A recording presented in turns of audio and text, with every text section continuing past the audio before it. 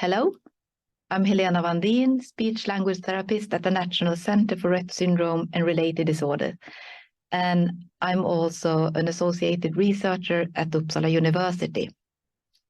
I would like to thank the organizing group for the opportunity to present on this busy event.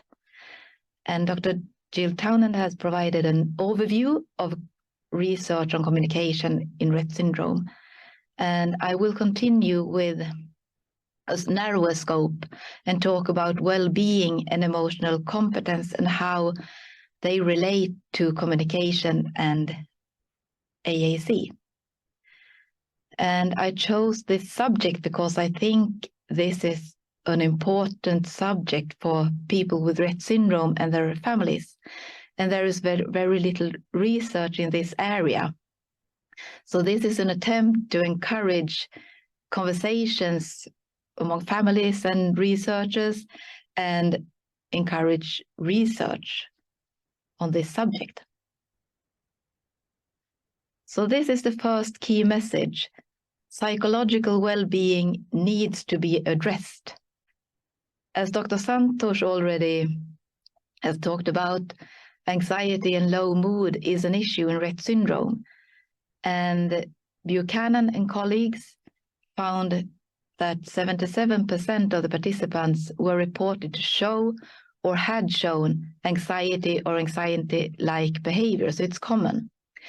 And Biscard and colleagues found that 38% of adult women had been or were treated by antidepressant or antipsychotic medication. So it is an issue that we need to address. And to support psychological well-being, different approaches can be taken. And pharmacological treatment is one. Behavior activation is another. And this means that the individual has access to activities that are meaningful to the individual, and that the individual also feels that he or she are in control during the activity. And a third approach is to support emotional competence, which is what this presentation is about. And the second key message is that emotional competence develops through interaction and experiences, as many other things. And emotional competence is to be aware of one's own and others' emotional state, and also to know the label of emotions, the names of emotions, for example, sad, proud, nervous. Emotional competence also involves being able to talk about emotions and the reasons behind the emotions and how to manage them. What can I do? What do I need? And it also includes to be aware that other people can have other emotional experiences than oneself. And the researchers you can see below on the slide belongs to two research groups that are currently evaluating and developing intervention to support emotional competence. A third key message is that most effective learning takes place when the individual is in a calm state. So it's important to find and creative opportunities where the individual is not agitated, because talking about emotions when someone is agitated may not facilitate learning. So suggested activities may be when reading books, watching videos, family dinner conversations, etc. And Na and colleagues developed a systematic interview, early development of emotional competence, an interview that can be used when planning interventions. And the interview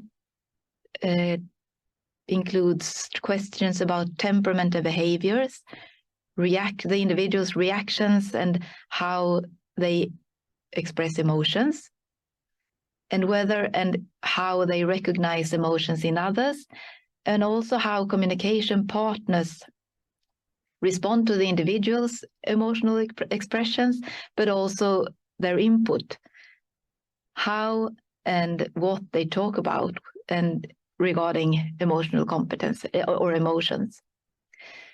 And the other research group, Rangel Rodriguez and colleagues, they developed a profile, early development of emotional competence profile. And it's a template for collecting information and presenting the information from the interview. And in the template, there's a section about me, about the individual, how they communicate, what emotions they express and how, and what their communication partners talk about and how they do it, and also goals and strategies to develop emotional competence. And Na and colleagues developed strategies for talking about emotions as partners. And it's a program to encourage communication partners to talk about emotions. And they encourage support partners to provide and model labels for a variety of emotions and to validate, that is to accept and discuss emotions, and also communicate about the research and appropriate responses to emotions. And both research groups have evaluated this program. And both groups have evaluated using steps while reading books, while in shared book reading. And to the right of the slide, you can see an overview. So they encourage partners to talk about the label to emotions, the reasons to emotions, and the solution. And while doing this, they also have this chain of strategies to ask or comment and model in the individuals or a copy of the individual system, communication system, to model the emotions, and then provide wait time, and then respond to the individual's signals, either if the individuals say something themselves, express something, or they respond by providing their own suggestions. And both parents and children talked more about emotions after the intervention. I would like to really encourage anyone that is interested to read these articles, because they are very practical, concrete examples of how to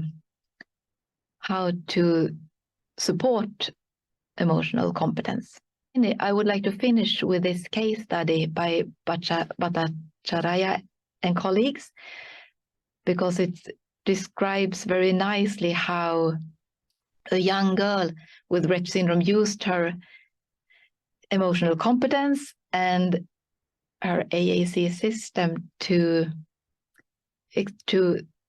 talk about emotions and advocate for herself. Before the regression, she had 80 spoken words, and she received her eye gaze device by the age of 3, and then it was used daily. And the case study presents data from her communication software and caregiver diaries. And she was able to take active part in medical examinations, describe symptoms, and ask for information. And this is a really good summary of what emotional competence can do in everyday life. And with this, I would like to say thank you for listening.